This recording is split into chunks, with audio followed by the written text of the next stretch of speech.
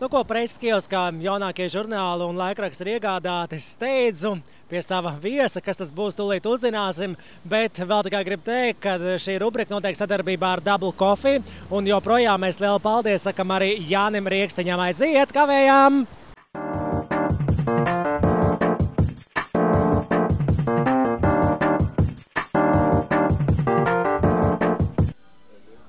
Jūs noteikti gribat zināt, kas tad šodien kopā ar mani šķirstīs laikraksts un presi. Tūlīt uzzināsim, un gluži kā tāds papards zieds pēc Jāņiem, man blakus ir uzziedējusi Māra Katārska. Sveiki! Sveiki! Kā ir pēc Jāņiem, pēc līgo? Ir vēl tā sajūta, ka kaut kur līgojas kaut kas? Nu, man laikam jau viss ir nolīgojies un jauni spēki darīt, tā kā atgriezties tajā ikdienas ritmā. Un es domāju, svētki ir nosvinēti godam. Kur tu svinēji? Es svinēju pie jūras, pie Ventspils rajonā, laukos, skaistā vietā un tādā nomalītē pilnībā. No cilvēkiem gribējās tā projām. Laika apstākļi jūs priecēja, jeb apbēdināja? Nu tā, viņi miksējās. Tad, kad mēs aizbraucām un jau sašķiku cepām, tad jau bija noskaidrojies, viss bija kārtībā un mums ļoti arī bieži uzspīdēja saulē, tā kā es smaidīju un priecājos. Tad tu arī Jāņos un lingo vakarā dod priekšroku tādām ļoti pārbaudītām vērtībām, šašlikam, alum, sierum, vainagam, papardziedam. Vainadziņu noteikti vajag, jā. Bet man patīk ļoti iet pirtī, tad noteikti arī nopeldēties. Tas arī pirmoreiz šogad atklāja sezonu tikai pie Jāņiem, jo diezgan laiciņš nav tāds kā parasti vasarā. Bet, tradīcijas jau tik ievērots, jā. Ko mēs arī ievērojam tradīcijas, un tas nozīmē, ka mums ir jāpaskatās, ko tad rakstīja prese, rakstīja žurnāli. Un jāteic, ka brīvdienas žurnāls Vakara ziņas tieši tā ar to arī sāk, kur līgos slavenības it kā pagātnē. Ja gribat zināt, kur tad viņi līgoja, tad pērsiet Vakara ziņas, un šeit pat ekskluzīvi ir nakts maiņa kopā ar dziedošo ugunsdzēsēju Buķeli. Vai tu sekoji Jāņa gaitām šovā? Sekoju mazliet, bet nesanāca tik daudz, jā, laikam, jā. Kā šeit viņš kā dziedātājs, kā vokālists? Man patīk. Viņam ir tas tembrs, tas unikālais, kas Latvijā ir, manuprāt, arī vienīgais tāds. Viņš ir kā Nickelbacks, tāds mūsu pašu. Malacis, viņš super, man patīk. Tas viņa roķīgums, viņš ir tāds īsts, manuprāt, jā. Ļoti īsti, manuprāt, vienmēr ir grupas Trijāns Parks dziedātājs soliste Agnese Rakovska, un šeit ir uz žurnāla vāka tāds pieteikums, kad Rakovska esot gatava izģērbties tikai par 1 miljonu. Neko sev, par cik tu būtu gatava to izdarīt? Vai, šobrīd es nebūtu vispār gatava, noteikti nē. Es nekad nesaku nekad un nesaku savu cenu, man nav cena, es sev tā nenovērtēju tā kaut kādā naudas zīmēs vai kaut kas tāds. Un mans ķermenis ir intīms, tas ir man privāts, un šobrīd es noteikti neizģērbtos ne par kādu naudu. Mēs tomēr turpināsim izģērbšanās tēmu. Žurnāls Klubs, kā vienmēr, skaists, svaigs, smaržo. Tātad jūlija mēnesis, un tātad žurnāla lapas pusēs atkalinājusies ir Santa Bindemane, franču skūpsts. Gluži kā franču skūpsts uz žurnāla vāka. Bildes varam apskatīties arī šeit pat žurnālā. Kā tev bildes, kā patīk? Īstenībā ir 2 tādas favorīta bildes, tā būtu noteikti šī bildīte un tā bilde, kur ir no mugurpuses. Jā, man liekas ļoti, ļoti skaisti tāda glezna. Es arī neuzskatu, ka tas ir ļoti tā, viņa ir ļoti atkalināta, bet tā jau tāda erotika nedaudz un skaisti, jā, varētu likt mājās pie sienas. Bet tu nebūtu gatava šobrīd arī šādām bildēm, jā? Nē, tikai varbūt tā privāti mājās, bet ne jau žurnālā, nē. Nekad? Es nekad nesaku nekad. Kad nākotnē? Nezinu. Ja tu piemēram, tiešām piezvan žurnāla redaktors un saka, tik un tik par tādām un tādām bildēm, tu tiešām teikt, ne? Ja būtu ļoti smugas bildes. Vai, es tā nespriešu par nākotni. Ja būtu, es varbūt apdomāt un tā, bet Nu, ja būs, tad arī domās, tad šobrīd neņemos spriest par to. Tas kā sulas spied mēģināja izspiest. Jā, bet man nesanāca. Es ceru, ka tam, kas to mēģinās, izdosies daudz labāk. Un šeit pat žurnālā Klubs ir lieliska intervija ar Māri Strombergu, kurš joprojām dzīvo Amerikā un savu nākotni arī saista ar Ameriku. Mēs zinām, ka viņš Latviju pārstāvēs Londonas Olimpiskajās spēlēs un nav nekāds noslēpums, kad viņš ir mūsu cerība uz medaļu, zelta medaļu, protams, un šeit ir arī tāds ļoti privāts jautājums par to, kādā valodā, ja tev Amerikā būs bērni, viņi runās latviski, tāds ir jautājums, un atbildi ir labs jautājums.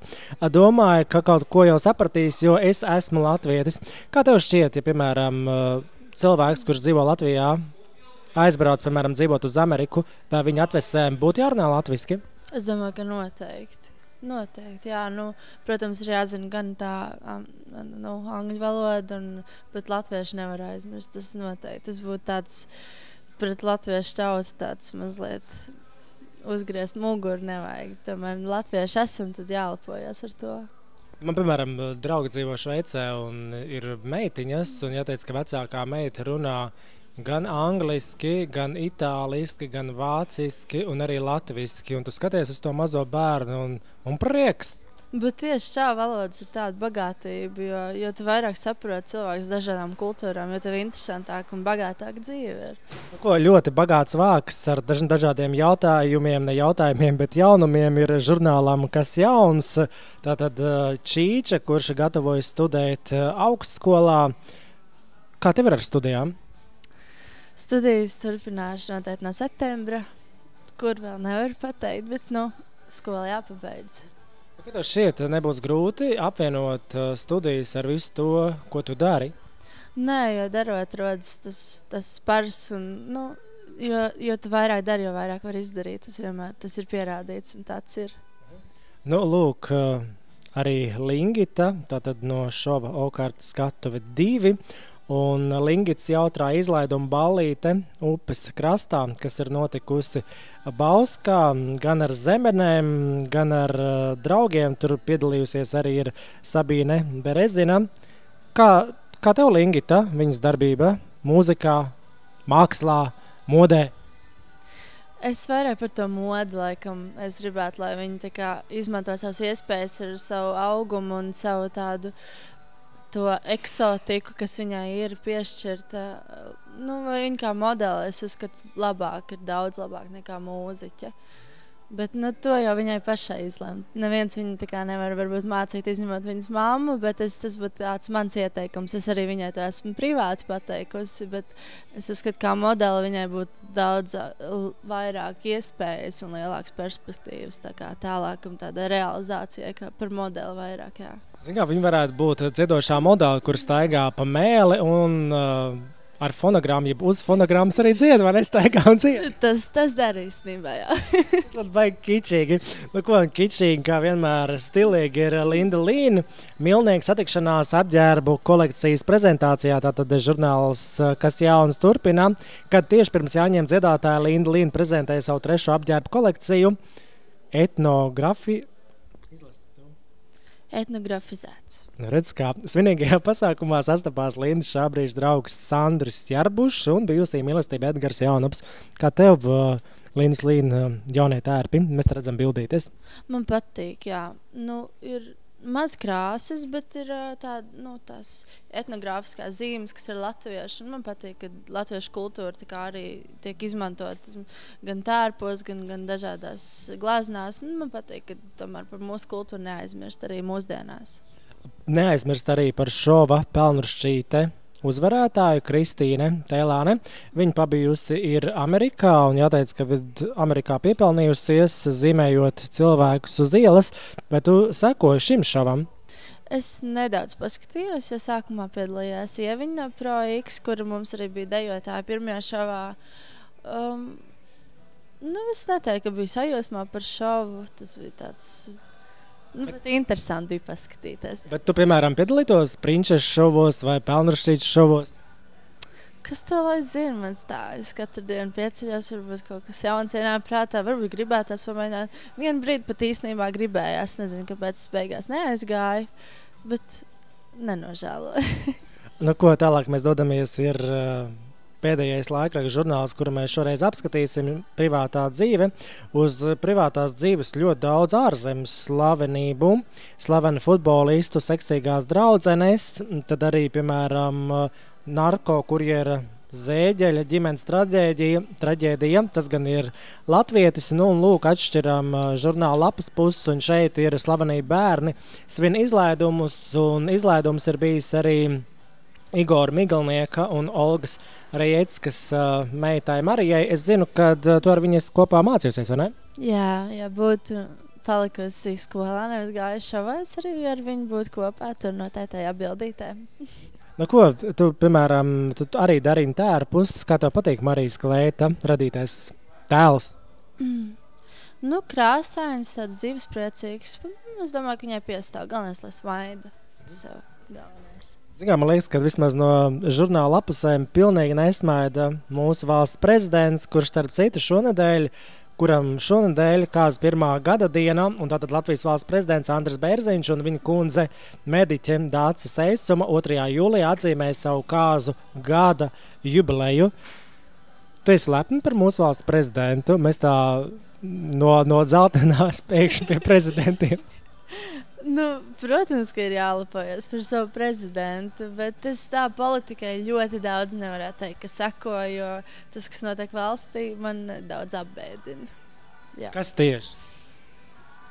Nu, finansiālais, ekonomiskais stāvoklis. Nu, nav priecīgi, ka cenas aug un algas sarūk visu laiku. Nu, un šeit ir arī Aleksandrs Samoilovs. 27. jūlijā startēs Olimpiskajās spēlēs Londonā. Protams, arī par viņu un viņiem turēsim īkšķi. Un šeit ir tātad rubrika viņa izdzīvošanas komplekts. Te ir gan grāmata, gan mazulis, kurām viņš ir krustēvs, divainā kārtā arī saldumi, klasiskā mūzika, jūra un frizieris. Labs. Ko pastāsti, kas šobrīd notiek tavā dzīvē muzikālajā jomā? Ko tu dari? Šobrīd es ļoti daudz strādāju pie savām dziesmām jaunajām, kuras ir latviešu valodā. No sākuma bija ļoti grūti uzsākt rakstīt latviski, jo tas ir tāds izaicinājums. Protams, savā valodā ir jāmāk izteikties, bet lai tas skanētu skaisti un lai tas piekļautos melodijai. Un es domāju, ka arī, kad būs laiks, tad jūs arī dzirdēsiet, ka es esmu šobrīd, ar ko es tagad nodarbojos, bet dziesmas būs tādas patiesas no manas sirds par manām emocijām un īstas. Es galvenais cenšos ielikt visas patiesākās emocijas dziesmā. Tas būs gan tādas novēlējuma dziesmas, gan tīri no manas sirsniņas, kas nāk, un es domāju, ka jūs drīzumā dzirdēsiet arī. Vai notiek, jeb turpinās arī sadarbība ar Madriju un 4 vējiem? Jā, šobrīd ar 4 vējiem tiešām ļoti aktīvi koncertējam. Nesen mums beidzās tāda koncertūrīta Summer Season Opening, kur mēs izbraukājām, var teikt, ka pusi Latvijas. Vienā dienā 3 koncerti bija diezgan grūti, bija visu laiku būt uz ceļa, bet tas jau viss piederās pie lietas. Un arī ar Madriju turpinām sadarboties, kā muzicējam un ir piedāvājumi un koncerti. Kā pabeidzas vienu koncertu, tā jau ir nākamie piedāvājumi un tā kā viss notiek un man tas priecē un tiešām darot, tas darbs rodas vēl vairāk un ja tu dari to, ko tu mīli, tad vienkārši burvīgi gribas smaidīt un priecāties. Tu arī turpini darbu kā modes dizainere, tērpa dizainere? Jā, turpinu. Arī šī kleitiņa ir mans pašs radīta un es turpinu to visu tādā tempā, kāds ir man. Es nevienam nesteidzos neko pierādīt un tā kā sasteigt to visu. Es gribu, lai viss ir tā, kā man patīk un lai viss ir 100% ar sirdi darīts, nevis tikai, lai tas būtu izdarīts, bet tā, lai tajā būtu tas mans patiesās emocijas. Jo es domāju, ka jebkurā darbiņā, kur mēs darām, tur ir jāieliek tā mīlestība, tas mūsu prieks, ko mēs izjūtam un tas, ka mums patīk tas, ko mēs darām. Man liels prieks, ka no tevis joprojām izstaro milzīgs pozitīvisms, acis mirz, un, kā dzirdējām, tātad nākotnes mērķi arī ir. Novēlu tev, lai viss izdodas, un mēs ar tevi noteikti vēl tiksimies. Tātad šoreiz kopā ar mani žurnālus laikrakstu šķirstīja Māra Katārska, un jāteic, ka joprojām šis viss pasākums notiek Double Coffee un sadarbībā ar Jānu Rīkstiņu, kuram mēs sakam lielu paldies. Līdz nākamajai reizei!